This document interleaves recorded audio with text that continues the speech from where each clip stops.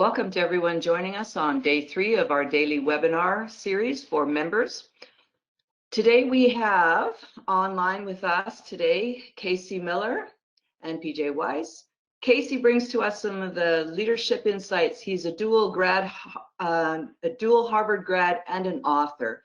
And PJ is bringing us plenty of stories and battle scars. She is a serial entrepreneur and and she is very deeply involved in the film and technology sector.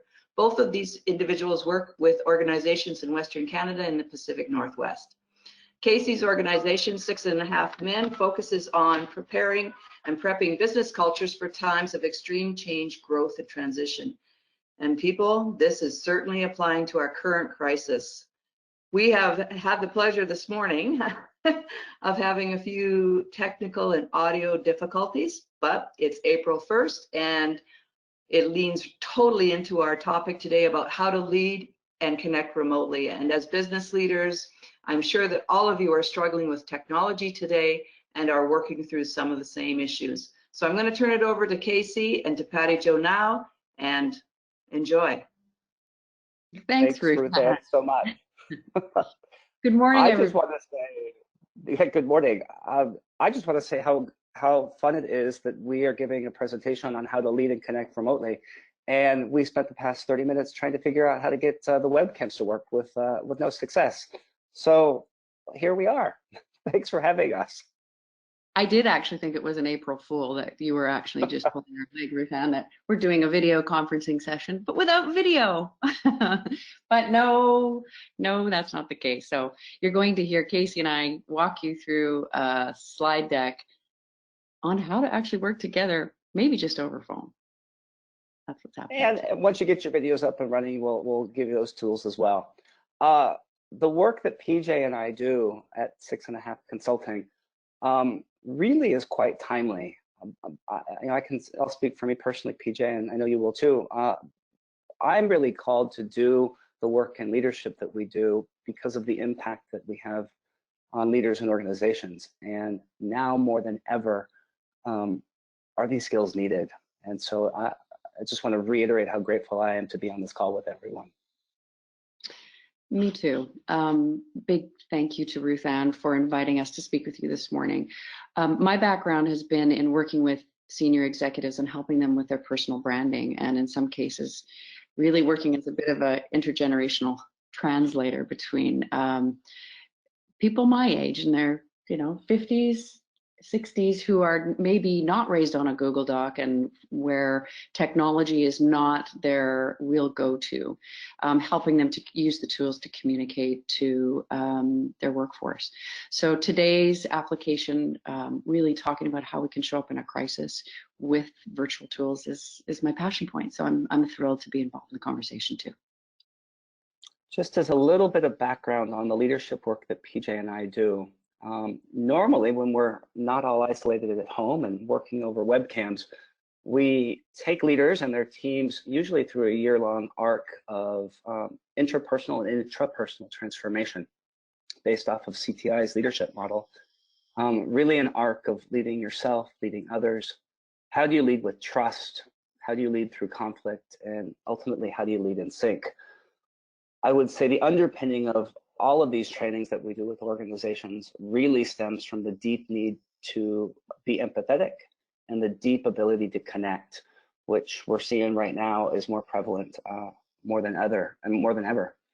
The other route that sometimes we'll take with organizations, usually after leadership, is how can managers become better coaches?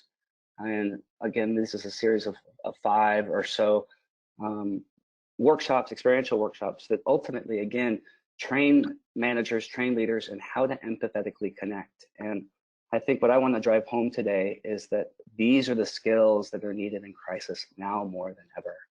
PJ, you might have something to add to that.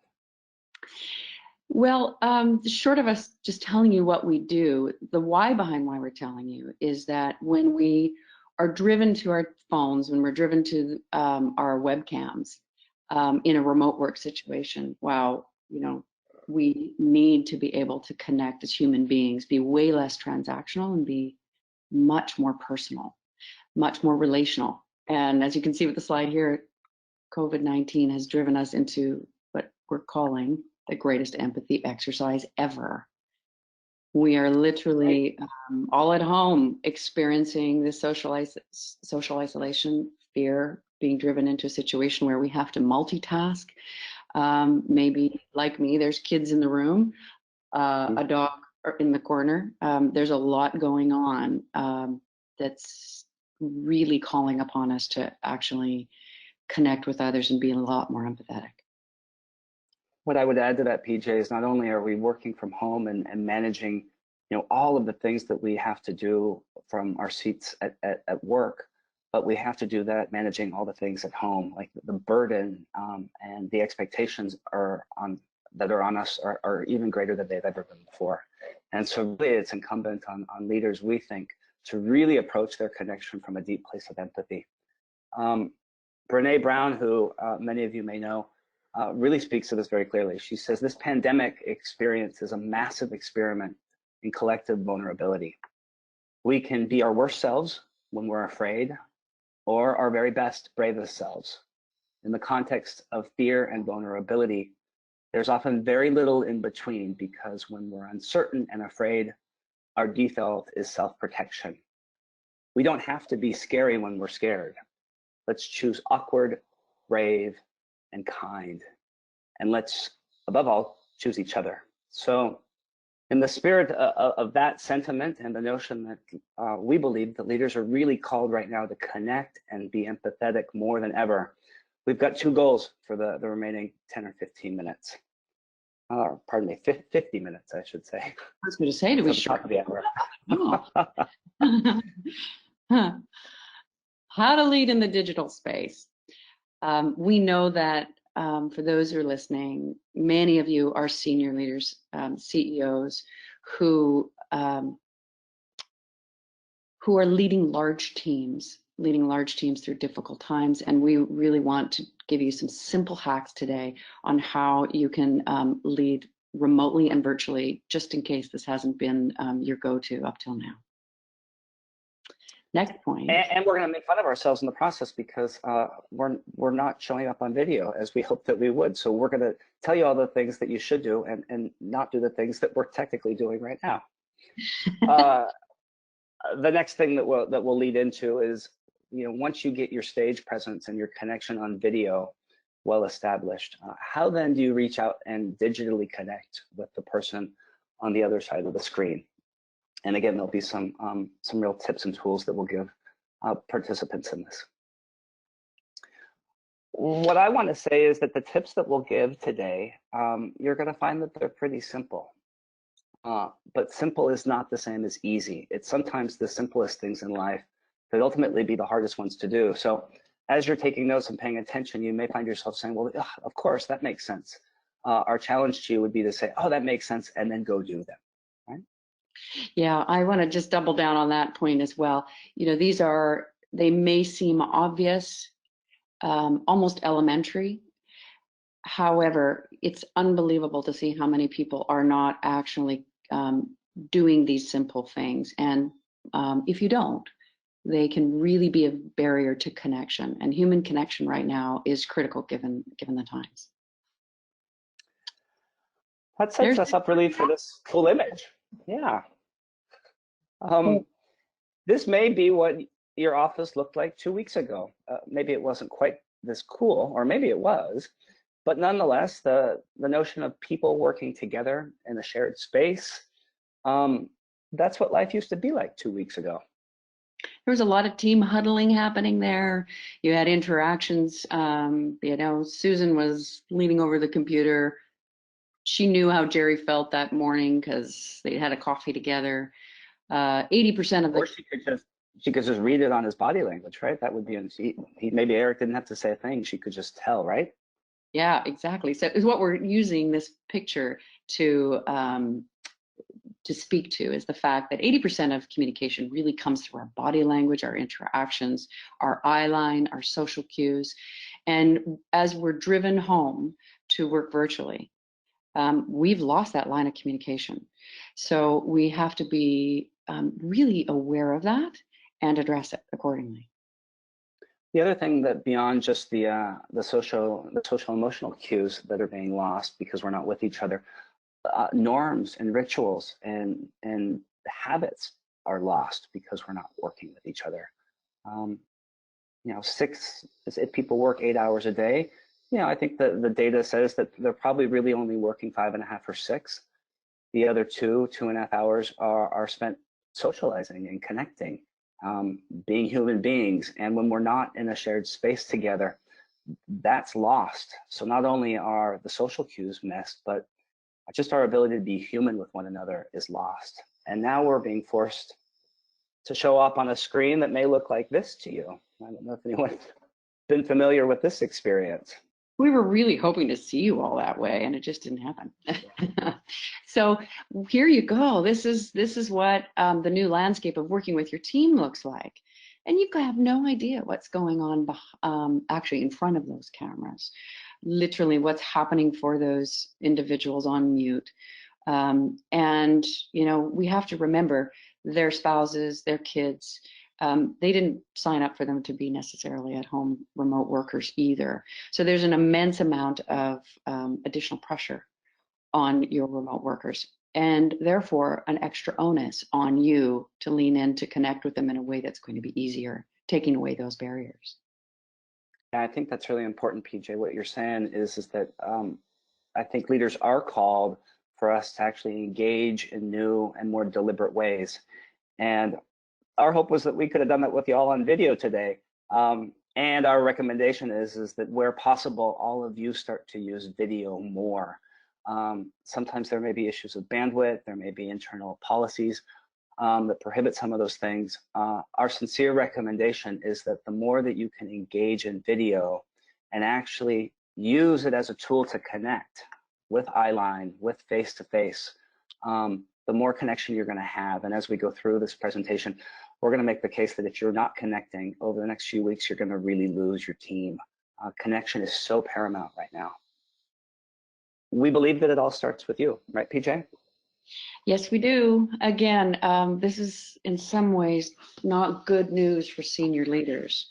You know, you too may be in your home scenario without IT support, without maybe that digital native millennial who in your workforce was fantastic on setting this stuff up for you and are guiding you through it. So we wanted, again, to start with some elementary hacks on how you can actually make sure that you are showing up best, specifically on video. Let's just speak to that for a moment. But some of these things will apply as well, of course, to just what we're doing right now, which is perhaps guiding you through a PowerPoint presentation or speaking some information just with your voice. But let's start with video, because in the words of Marshall McLuhan, the medium here is the message. And wow, it can really be in the way sometimes. You gotta show us. I was thinking as you were talking, PJ, about, and I set this up in this deck, 2 nights ago, I was on a video conference with my family, who we were celebrating our 6-year-old nephew's birthday. And it was the first time that lots of family members had ever used video conferencing before, though they understood that if we all were on video, we could see and connect with each other a little bit better. And I couldn't help but just I don't know what the right adjective is. Well, I'll let you guys help me decide. This is what I saw. This was my family. Did they know you put this in the PowerPoint presentation? I'm not sure. Yes. We've got one grandma up on the left who's looking way up under the top of the camera. We've got another aunt over there who you can see her chin and her hair. I have no idea what family member is in the bottom right there. It looks a bit like a whistleblower, and you know, who shall not be named. Or in witness protection mode or something. And then there was this interloper. I have no idea who that head was. I put this up as a joke and for real, because oftentimes this is how we'll show up. People will show up on camera inadvertently, and when the need to connect is so high right now and we're showing up online totally disconnected physically, it has a real impact. So the argument that we want to make is that there are some simple hacks that you as leaders can do to actually have better presence on camera and actually then be able to connect with your team members better. I feel like I need to say, do as we say, not as we do, because we're clearly not doing it right now either. PJ, I'll toss it over to you. Yeah, well, and sometimes this is just it. The platform may break down. You may not actually be able to show up on camera. Many times, I mean, this morning, I'm just going to speak to my own vulnerability. I was sure that it had to do with some settings that we had not set up in our system, Casey, and instantly went into shame. And my heart was beating like crazy before I got onto this call, as you know. And the fact is, we've got millions and millions and millions of people racing to these tools, and so sometimes it may, in fact, you know, be the Zoom or the Skype or the GoToMeeting overwhelm of the systems. You just don't know. Regardless, you want to try and show up as professionally as you can, but also to be vulnerable. So let's just talk about some of these technical hacks, and we'll go through these very quickly. Again, please, when you are going to video, consider your lighting. Many of you, I don't know if you've been watching the national news, you're seeing these people calling in, they're not thinking about it, and a glaring light on the face of somebody speaking on video can be very distracting. So you want to light your face, keep windows, the backlighting to an absolute minimum. Your camera will be distorted, and avoid lighting that comes from the top down. I like to call it the Gollum effect. You're really going to have bags under your eyes, and it's not going to be your best look. Not that this is a vanity project by any means. We're really just trying to simulate what it looks like to be as though you're having a normal conversation with somebody face to face in the office.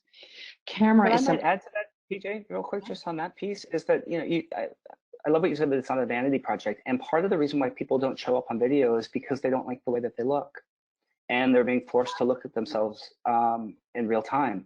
And so, in a sense, actually, there could be a little bit of vanity in this. If you're cognizant of your lighting and these tips here, you actually do show up looking better, which then allows you to be more present when on video. At least that's been my experience for myself. There you go. Yeah. And giving people the option to show up on video or not is something that I would strongly recommend for senior leaders. And driving, if you're needing to have powerful conversations, and I'm imagining many of you are right now in the process of having to adjust your workforce, ask them to go above and beyond, and perhaps dealing with layoffs or all kinds of challenges. If you can do it through video, you're going to have just so much more empathy and connection and the human touch. So let's talk about how you speak to the camera.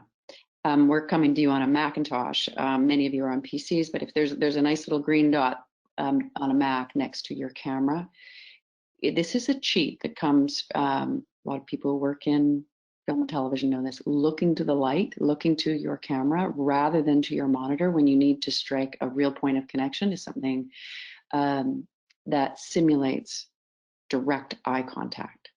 Remember your eye line. That's the tipping back and forth of your laptop, as it were, making sure that you're really utilizing the frame. Your shoulders and the top of your head are actually taking up the entire frame.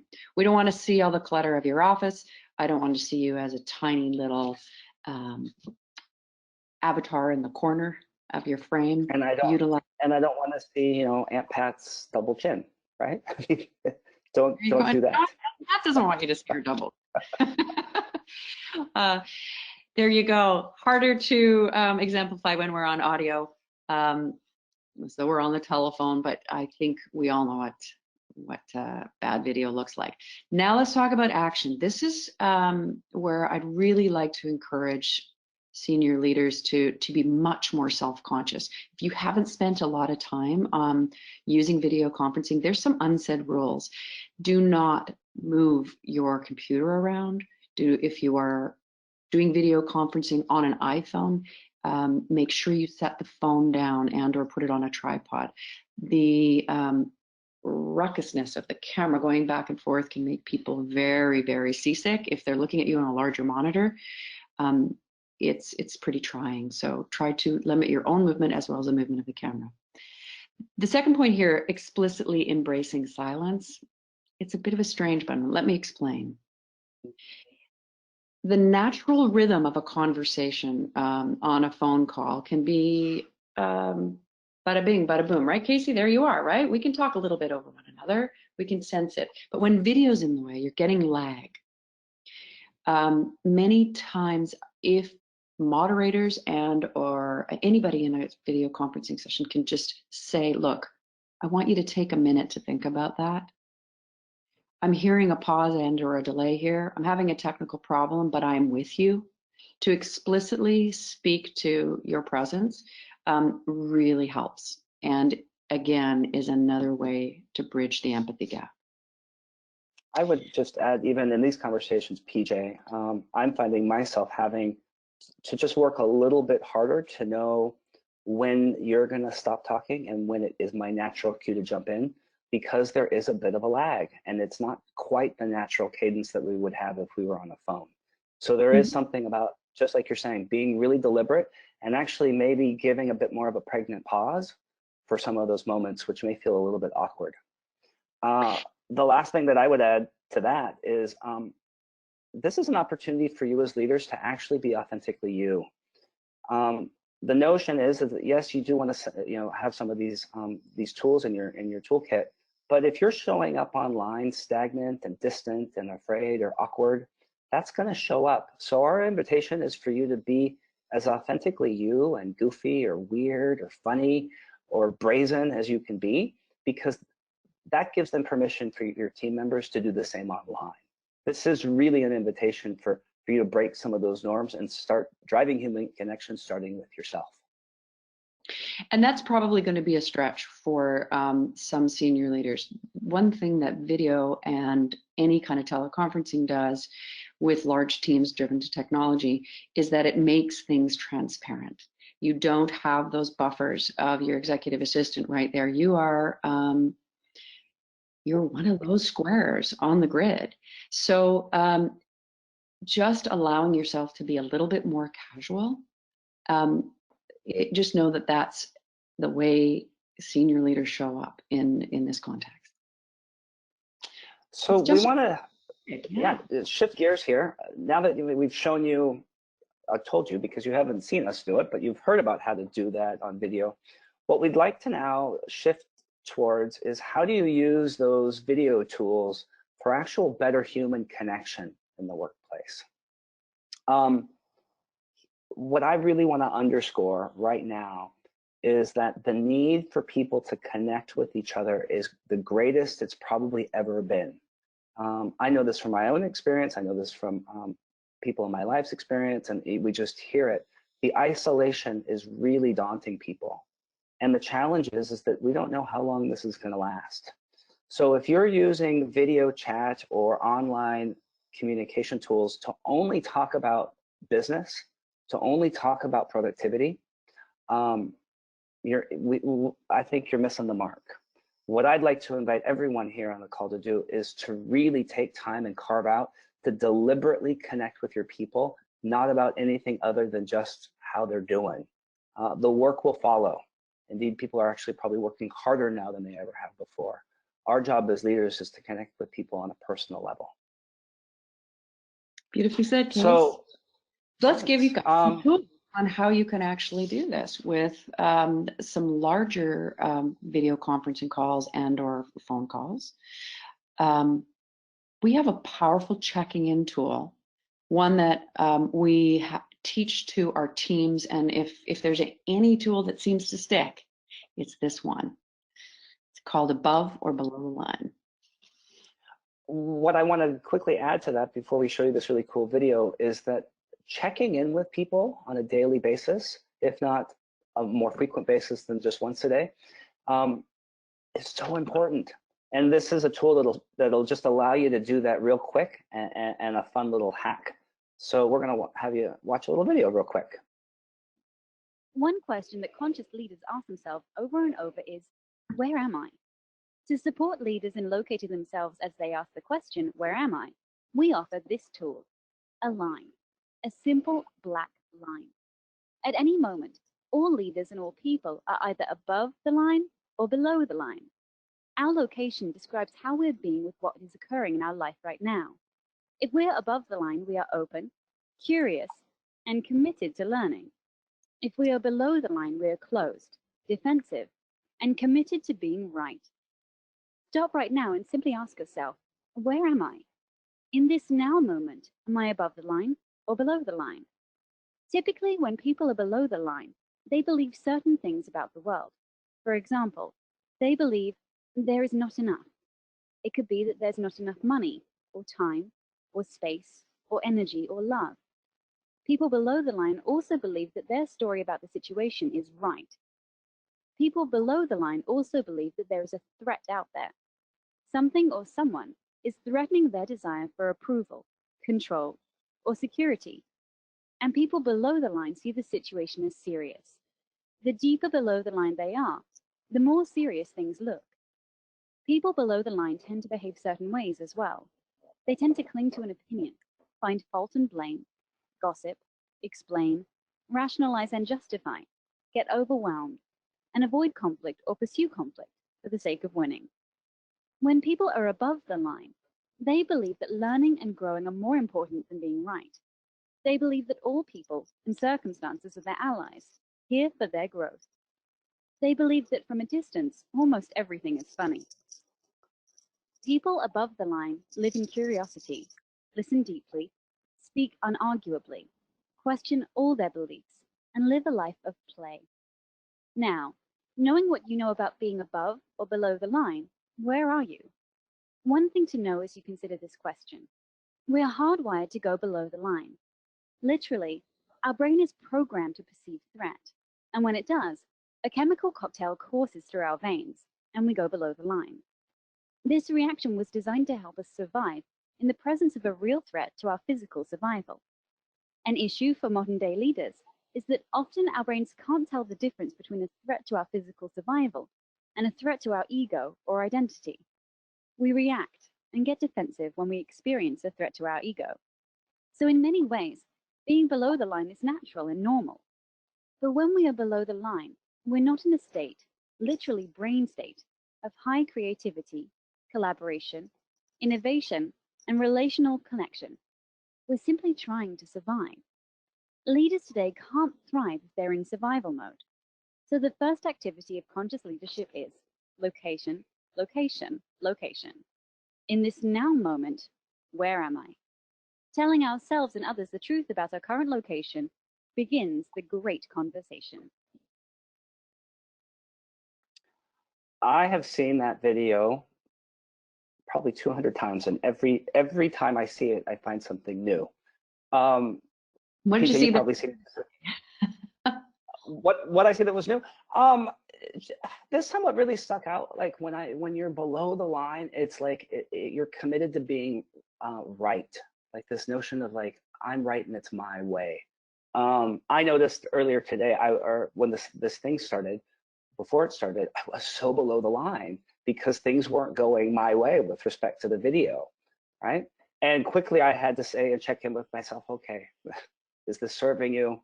Where do you really need to be? How can I get myself above the line? I'm curious, PJ, where are you right now? Are you above or below the line? Similar experience. I thought, oh boy, here we go. April Fools, we don't have video. I'm now in a spirit of play and just saying, well, you know what, I've done radio, so why don't we just play with that? But it was a conscious decision to recognize and acknowledge first and foremost my own emotion and where I was in that moment with a view to move it. Here in life, or maybe not, right? Yeah, Depending or maybe on where you're at. Exactly, exactly. So we bring. I know that we. Go ahead, PJ. Sorry. We bring this tool to everybody. Keep in mind, this is not where you are generally as a person, not how you are feeling overall today. It really is about this moment in time. So when we speak about using it as a check-in, perhaps at the top of a video conference call with a group, you can say, you know, everybody just check in and see where they're at. Maybe it's with a one-to-one call. Hey, are you above or below the line? in this moment. And then what goes away are all these kind of assumptions or paranoid distortions of what you think's going on for that person. And you are able to actually be with them in empathy in that moment. What So I would just add to that, PJ, is when you check in with someone, if they're above or below the line, there's no need to fix anything. If they're below the line, then they're below the line. That's part of the human experience. If they're above the line, then they're above the line. Your job as the leader is to just be with, empathetically, whatever feeling that they're with. What we know is that when people feel that they're seen and not judged or tried to be fixed, at least from a workplace setting, they actually do better work. So our invitation for everyone is to ask these questions really not attached. And how are you doing? Are you above or below right now? And just get curious with those answers without a need to fix it. What we'd love to do now is take a poll. I think, Ruth Ann, you've got one made for us here, and we want to poll yeah, cool. We want to poll all the participants in this very moment. Are you above or below the line? Or maybe you're on the line. So let's take that poll out real quick.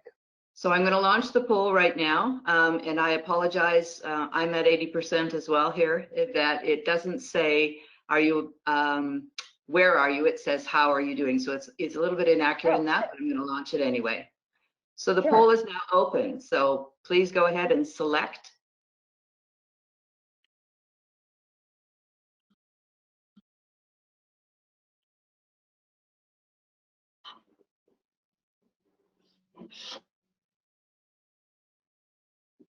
And Ruth Ann, you can see those responses. We can't, correct? Yeah, and I will post them up after. I'm just waiting for everybody to. So we've got about 78% of people have logged in right now. We're just waiting for a couple more, and then I will show everybody where we're all at today, or at this moment.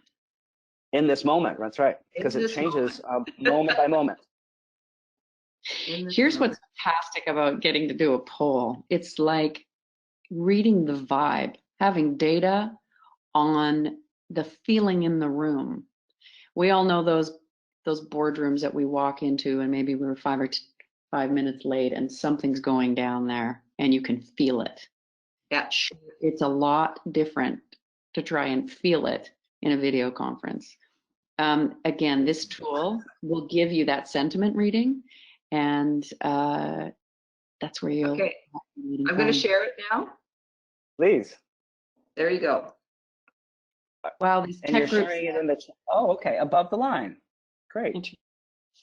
So 61% of people on the call are above the line, 10% are below, and 29% are on the line. If this were a conversation that you might be having individually with someone or with a team member, again, the invitation here is to just get curious and to say, well, tell me what's going on for you, whether you're above or below or on the line, and kind of engage in kind of some coach-like conversations. The notion, again, is that the more we can just take a minute, a beat to connect, the more people are going to feel seen and valued. Beautiful. PJ, do you have anything else to add to that? I'm just having an impulse that I don't want to be in any way kind of tone deaf to what's happening in the world right now. And you know, the reality is that a lot of people right now working remotely and or facing the fears for their families and their health right now. It's put the workforce in many cases into a below the line. Exactly. I can't, Casey, that you sent to me last night, a pretty amazing article from the Harvard Business Review that talked about that feeling that you feel in the vibe. It's called grief. And it was an article written by David Kessler who talked about, the 5 stages of death and dying and grief related to Elizabeth Kubler-Ross's work. I think most of you as leaders are going to be feeling some semblance, some iteration of grief in the workforce right now, because we are in such a massive stage of change and incredible, unprecedented uncertainty.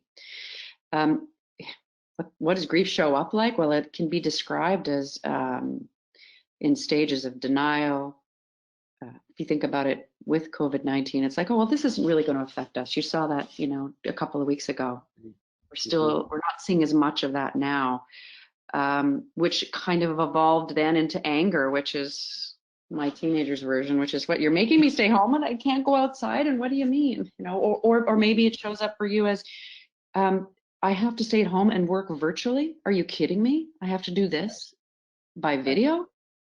Yeah. That anger's real. Bargaining, for instance, that's, you know, perhaps I'll social distance for a couple of weeks and then this will all be over. If I just do that, then this will happen, right? That's also an emotion that shows up very much under the line for people. And of course, this is in an ambient sense where I've been lately, which is in sadness. We just don't know. We have no idea. This is all very uncertain for people. And you as senior leaders may not know either. And that's an okay place to be. And it's okay for you to actually be in that space, that emotion of sadness, and to share that with your team. To say that. That's right. To say it. That really is the ingredients of empathy, right? Is being with someone's emotion and being honest with yourself about being able to connect with that piece. And in none of those things, PJ, as I'm hearing you talk about grief, there's nothing I can say or do that will make you feel less grief right now, right? Absolutely. But what I can do is simply be there with you and know that, let you know that you've got me, right? And that's what we think that leaders are called to do really now more than ever, is simply be with the people that they're serving, right? And maybe not do anything. You know what? I just want to close off with one last piece of that, though, because there is a final stage of the grief, and that is the acceptance. And this is where I imagine most CEOs are right now, that this is in fact happening, that we have to figure out how to proceed. And I can only control what I can and influence what I can.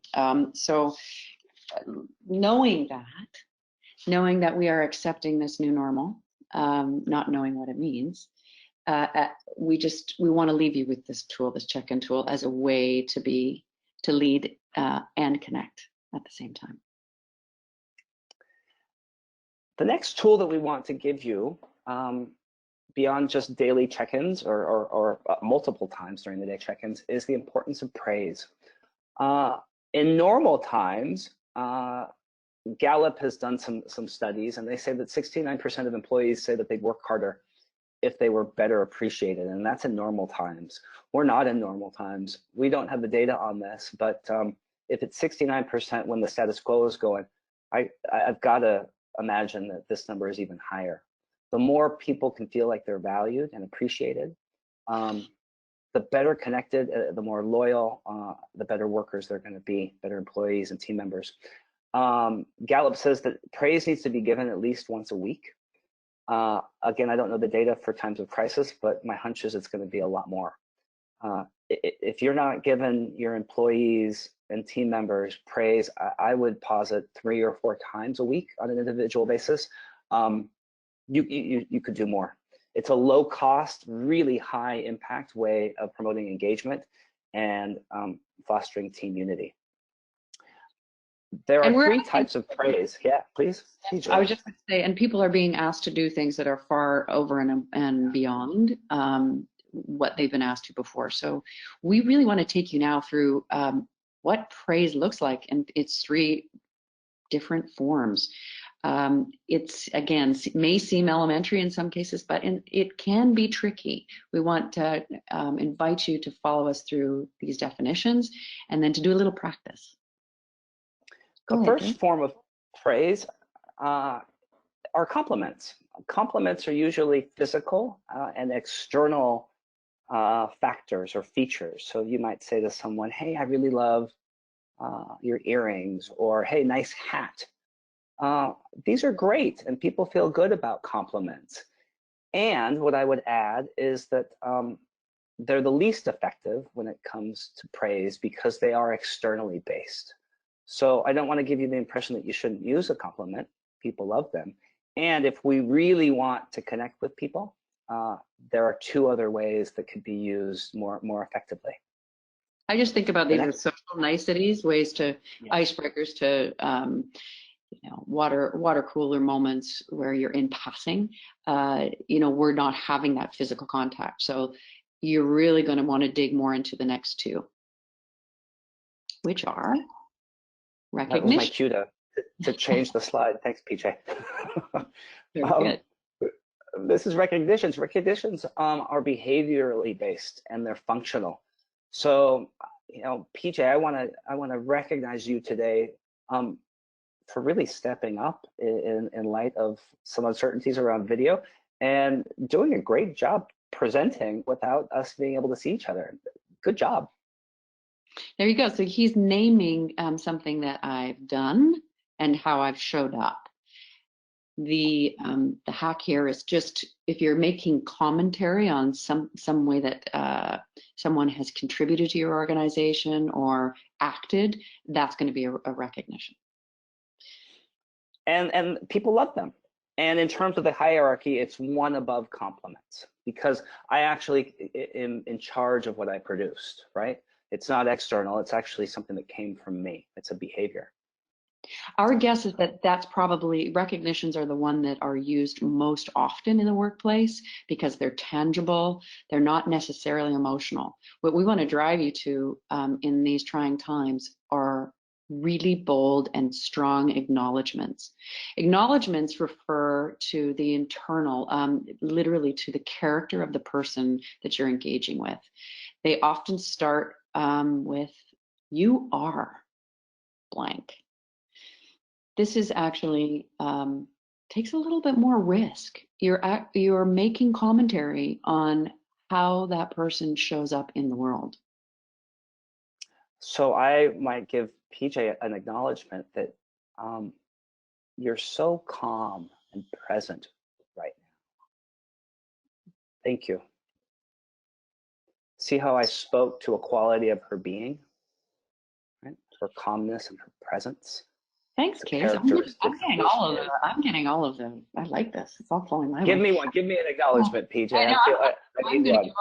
I'm going to say that you are steadfast in your ability to land. You are steadfast. You always show up. Yeah. Ruth Ann, you are visionary and calm. Thank you. So do you see the way that happens in the silence after an acknowledgement? They work best when they're brief. They work best when there's a beat that happens afterward, and they should feel almost a little uncomfortable because they're emotional. We'd like to drive you now to do some practice in the chat. Actually, in the question box is better for people. So do you want to start off with an example of a compliment for a coworker? Yeah. That's right. Let's do compliments. So pull a compliment or imagine a coworker, bring that person to mind, and then give a compliment to that person in the chat box or the question box. And I think you've got it preloaded, right, Ruth Ann? So for the question box, they just are going to type in. So I've got some here that are people putting in. They're saying, "Nice slide deck." Cool. Thank you. Nice slide deck. That might be a recognition because it was, and I appreciate it, and it was something that I produced. It was something that I did, right? It wasn't external to me. So that would be more of a recognition than a compliment. So I have one here. It says, "Thank you for your vulnerability." Where would that sit? That would be an acknowledgement. Yes, I agree. Liam, that's an acknowledgement. Yeah. And here's one. "Great teamwork, beautiful flow, thank you." Thank you. And I think that might be a recognition, right? It's about the work that we're producing, right? Think of a compliment as nice hat or cool earrings or where'd you get those shoes, right? Or man, your hair looks great today, right? I think externally based. Physical and or like a commentary on something you see here.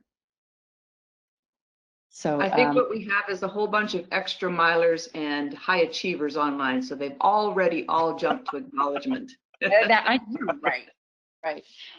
And we don't need to belabor this. And knowing the difference it is pretty important. Let's go to recognitions then. So recognition, we want to clarify that we want to recall a time when a colleague had done a great job at something and give them recognition. So somebody just put in a recognition. Here's one I think might fall into that category. So let me know whether or not I'm right. You truly have delivered some useful tools. That is a recognition. Indeed. Absolutely. Perfect. Perfect. Your voices are clear and easy to listen to. Would that be compliment or recognition? I think that's a compliment. I think that's a compliment. Yeah. Yeah. I have no control. Well, I have some control over my voice. If I had really practiced it, making it better, that might be a behavior, right? So maybe it could be either way, right? So somebody here saying, thank you for how you handled the technical video glitch with grace, to all of you. A recognition. Fantastic. Definitely making commentary on how we showed up and how we behaved. Excellent. I love, PJ, that they're giving us the compliments and the recognitions rather than their team members. This feels so good. It's not how I expected it to go. Fantastic. But I think it's more, it speaks more to that vulnerability and awkwardness. We're here present with you now, both of you now. So this makes sense, right? Indeed, indeed. And you too, Ruth Ann. So now let's jump to acknowledging Ruth Ann. Let's try that. Yeah, let's acknowledge Ruth Ann. Let's share the wealth here. Your job is just to receive it, Ruth Ann, and breathe. I'll get my bucket. Remembering, of course, that acknowledgements often start with "you are." Ruth Ann, you are? So you are capable. Here's one, and I think it sort of teeters onto another edge. And so I just, again, for clarification from the two of you, Ruth Ann, these daily webinars are so important. You are a rock star. That person may have combined both, right? A recognition and acknowledgement. Right? Yeah. Right. And sometimes, I find myself bending the rules a little bit on acknowledgements. I'll give an acknowledgement and then tell them why I think that, right? And that sounds like what they did in that, right? And I think, like you say, clarification. And often as we go through these things, it isn't just a one bullet point when you're speaking to somebody, right? That you want to have that. It's a communication and a follow-up and a check-in at the same time. I'm reminded of. Go ahead. I'm just reminded of a quick story here that comes to mind is that Oprah did like 30,000 interviews over the course of her career. So many, right? 30,000 people she talked to. And interestingly enough, she'll tell you that at the end of every interview, every time, every single person, after the lights went down and the cameras were turned off, they would turn to her and seek her validation. They would say, how did I do? And that really speaks to this need for people to be seen and to be validated. And, if the heads of states and the Dalai Lama and Desmond Tutu are asking Oprah of that, it just speaks to the fact that we as leaders need to be doing that for the people that we serve, right? Giving recognitions, giving validations, giving praise. It's important stuff. And I just want to share with you something. I was speaking to a friend of mine last night, and they were saying, you talked about this before, I'm working so hard right now, and all I'd really like to hear, instead of why isn't this done, is a little bit of recognition and an acknowledgement, and then I will carry on and do twice the job. You got it. You just nailed it. So if we want to think about the people who are working with us at home in self-isolation, how could this show up, and how can you as a senior leader be most authentic with them? It might look like in the midst of a conversation, you are on working on something, you stop and say, you are a really good parent. I can hear your kid in the background having a hard time, and while you've shown up. Or, you know, perhaps you are flexible. Mm-hmm. You are nimble and have responded so well to this crisis, or you are caring in the way that they've supported. So we put this tool alongside the video conferencing conversation as well, because it's a great way when it's feeling clunky online to stop and just acknowledge the human being on the other side based on how you are seeing them struggle. It's a point of connection. Said beautifully, PJ. I really appreciate that. You did a great job explaining that in another way. Thank you. There was a recognition. I'm off-roading a little bit. And here's why. Here's where we want to take this home for you all. Post 9/11, there were some studies that were done that in times of crisis and emergency, people rally together around a cause. And we saw that in 9/11, and we're seeing that right now. People are coming together. The challenge is that the sense of unitedness around and rally behind something doesn't last forever. We're kind of in the peak of the rallying, and pretty soon people are going to go into burnout phase. And couple the burnout with the isolation is going to make for really disengaged teams. And so as leaders, your call is to be actually more present and more engaging than ever. Remember, the social time at work, we don't have that anymore. And people crave that. They actually crave being able to just hang out with each other and be present with one another. And that's gone. And so this last piece and tip that we want to give you is really in and around how leaders are being called to do things that maybe they never would have done before, which we're going to call water cooler activities, but you can frame that as being kind of the heads of some social engagement. And what we're going to share with you may seem a little silly. It may seem funny. It may seem vulnerable. It may seem beneath you as leaders. Awkward. And these things are needed now more than ever because people are feeling alone. And so we'll go through a quick little list here. And I'm going to give it to you, PJ, because you're the head of my social committee. You do these things with me. So go ahead. Well, I just want to take a stand for the fact that as senior leaders, you may have not been the ones to instigate and or implement social activities. But with remote teams, when we work with teams who've been remote for a very long time, they know what's most important is that you have senior leaders model what happens face-to-face online and lead those things as a point of authenticity. So that's my pitch for putting you at the front of championing some of these silly exercises. What we're suggesting are things like using the virtual tools to do, we call them home tours, but say you're on a video conference call with somebody and you're like, hey, turn the camera around, show me your workspace. Take a moment, right. A minute or two. What's your reality really like over there? And with small teams, it's taking the 5 minutes at the top of that powwow phone call where you are literally showing each other the reality of how different it is at home versus in the office. Next one, crazy hat or glasses days. These are just a bit of comic relief, some decompression in and around the stresses of what it means to be remote. And that levity can take people a lot further through their day.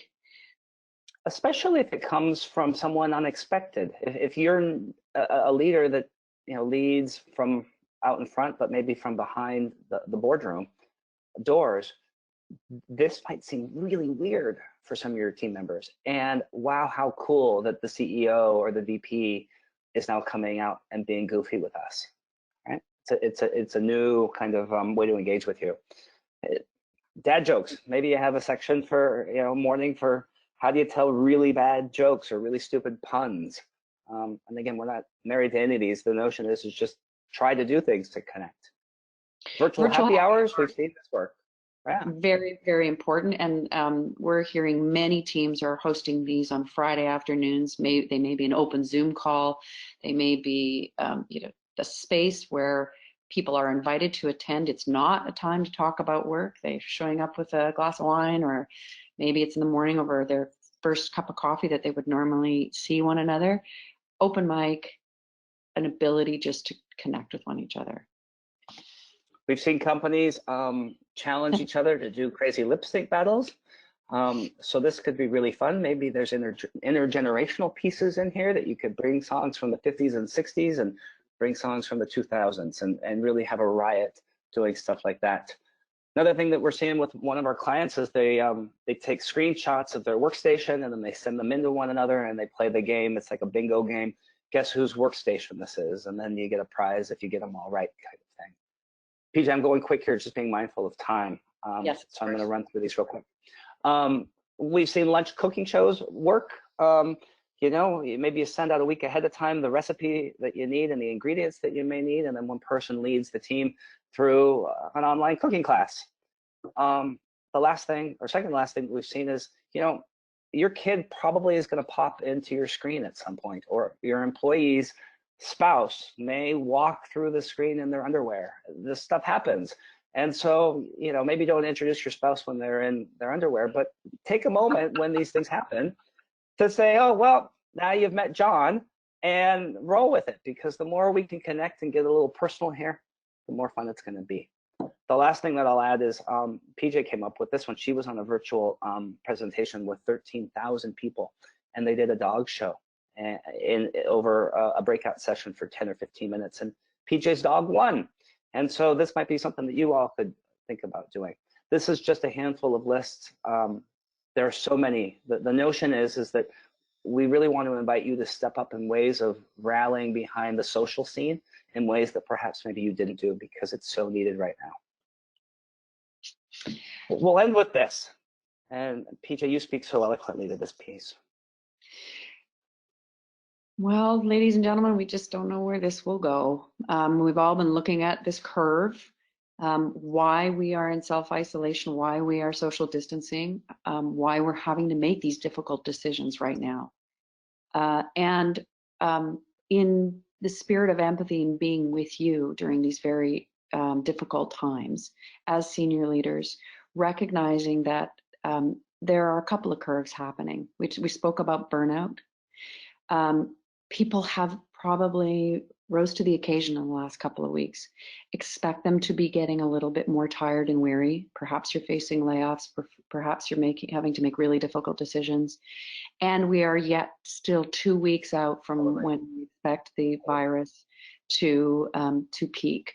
So your focus on empathy, your attention to be making human connections a priority in the next 2 weeks could not be more important, given you know, the coming of the curve and the difficulties when it comes to us actually really seeing and perhaps losing some people in our families, in our workplaces as a result of this virus. So we want to reiterate that how we started, that the tips that we gave you today, they're not mind-boggling, right? There's nothing out of the ordinary here. Some might even how do you show, right? Yeah, you know, how do you show up and be present online and have good stage presence on camera? How do you connect with people with above or below? How do you praise people? How do you connect with them? And how do you kind of rally around some social things? These are simple things, but man, simple does not mean easy. And the task is ahead of you. And you all are, that's right, you leaders, you've led so far in your careers. This is a new way to lead, and we're confident that you can. You know, the last, we spoke a little bit about grief. The last stage of grief is really about drawing meaning out of a difficult, trying loss. And I think all of us are facing the fact that we've lost our paradigm as usual, and there will be time to draw meaning around, you know, what this is all about, what this will all mean in the end. For now, in the midst of it, just go to your heart, go to your character, go to the place that you know that you can connect with one another as humans, and the rest will reveal itself as it should. And with that, we want to open it up to some questions and answers, being mindful that there's just a few minutes left here, but we're happy to stay a few minutes after if needed as well. Can you curate those for us, Ruth Ann, as best Absolutely. So I just wanted you all to know that we've got, again, some very engaged people who are telling dad jokes. Mike Noon is telling dad jokes all the time. Good, good. Way to go, Mike. Leave it to Mike. And one of the questions they wanted to know, so everyone out there, 6.5 Consulting is out of Vancouver, and they want to know about the name of your company. Go for it, Case. We think that there are 6.5 things that leaders and organizations need to be really mindful of and actually practicing in order to have engaged and thriving workplaces and teams. And so the work that we do is in and across those 6 buckets. And the half is a bit of a mindset that we think is required as well. Perfect. The half is actually being up above on the balcony, watching yourself dance on the dance floor. Are you leading well with trust? Are you able to have difficult conversations? Are you able to be in empathy and have a strong emotional intelligence? Are you working to your strategy? Do you have alignment? So Are it's you operating for values and purpose? Indeed. So those are our buckets. And the half is the self-awareness of you as a leader while doing those things. That's right. Thank you, Casey and PJ. The accolades are coming in. You guys, this was very well timed. We really appreciate it on behalf of everyone who logged in, and this will be recorded and available to our entire membership for sharing amongst their communities. So thank you again for giving us some really clear, simple, and direct ways to communicate, to touch base, and to be authentic with the people that we are working with in our virtual world right now. I really appreciated you guys, and fabulous job. Thanks for Appreciate it. And we wish all the best. Everybody keep safe in the coming weeks, and strength to you all. Thanks. I'll close with this final piece. If anyone has any need to just how to serve their team better, PJ and I really are in service mode right now. Reach out to us, and we're happy to give as many tips and content as we can. The world needs this stuff, and we're happy to give it away right now. So give us a call. Yeah, we would lead workshops, and we're kind of not in rooms with a bunch of people. We're not in rooms right now. Give us a call. Thanks again, guys. I'm going to end the webinar now. And remember that we're back online again tomorrow, and we're going to dive deep into financial survive to thrive with Spencer Sheenan again from Vancouver. So thanks, everyone. Take care. Bye for now. Bye-bye.